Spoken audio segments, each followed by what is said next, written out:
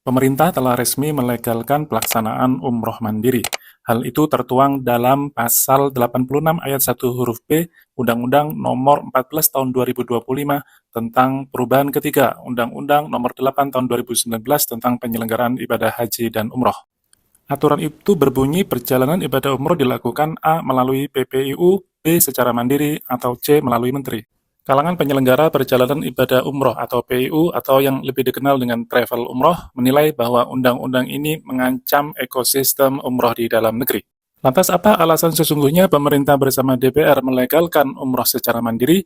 Berikut ini penjelasan Wakil Menteri Haji dan Umroh Republik Indonesia, Dhanil Ansar Simanjuntak. Terkait dengan umroh mandiri, memang sudah diatur dan dilegalkan oleh undang-undang terbaru kita, Undang-Undang Haji, yaitu Undang-Undang Nomor 14 Tahun 2025. Nah, undang-undang tentu menyesuaikan dengan perkembangan regulasi yang ada di Saudi Arabia atau Kerajaan Saudi Arabia.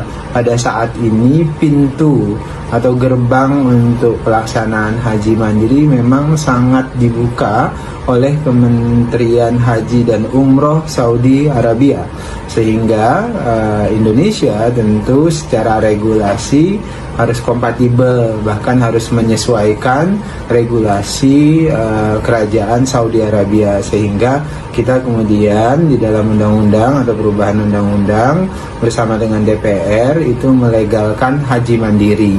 Nah, pelegalan haji mandiri ini berangkat dari perubahan-perubahan yang sangat radikal di perkembangan ekosistem ekonomi haji, di mana banyak sekali jamaah umroh mandiri dari seluruh dunia termasuk dari Indonesia sudah melakukannya selama ini.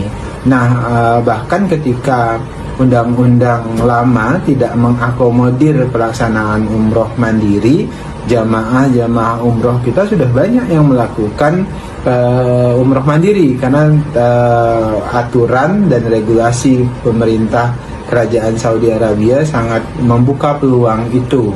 Nah, sehingga kita ingin melindungi seluruh jamaah umroh mandiri atau seluruh jamaah umroh kita, maka kita masukkanlah di dalam undang-undang untuk memastikan perlindungan terhadap jamaah umroh mandiri.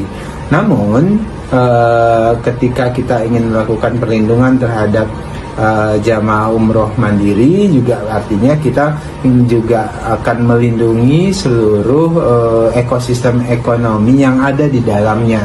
Pertama ya, jamaah umroh mandiri ketika mereka dilegalkan dalam undang-undang, ketika mereka berangkat ke Saudi Arabia, secara otomatis mereka terlindungi oleh negara, peran Kementerian Haji dan Umroh, peran Kementerian Luar Negeri, peran para atase itu semuanya secara otomatis punya tanggung jawab terhadap perlindungan terhadap mereka.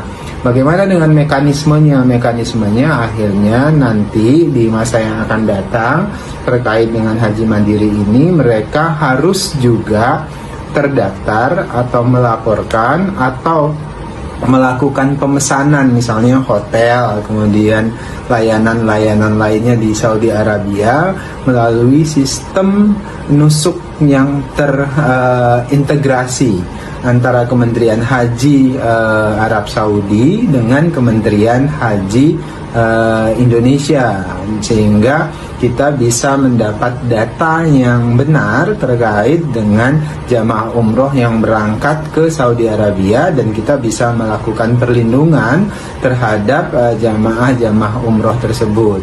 Nah, kemudian yang kedua, dari sisi perlindungan ekosistem ekonomi haji, misalnya dikhawatirkan oleh para travel, kemudian travel mereka bisa mati, bisa bangkrut gara-gara makin banyak yang melakukan jamaah umroh mandiri.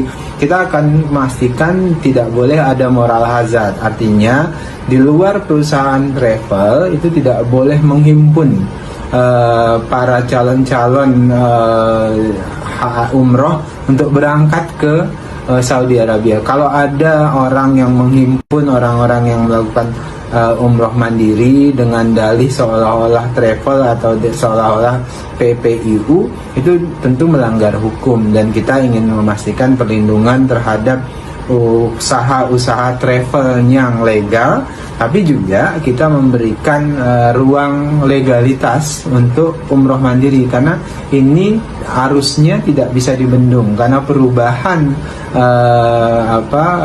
iklim pelaksanaan umroh dan haji di Saudi Arabia yang membuka peluang untuk umroh mandiri, maka itu juga harus kita sesuaikan. Jadi perlindungan terhadap jamaah kami lakukan dengan maksimal oleh pemerintah. Perlindungan terhadap ekosistem ekonomi haji juga kita lindungi. Terima kasih.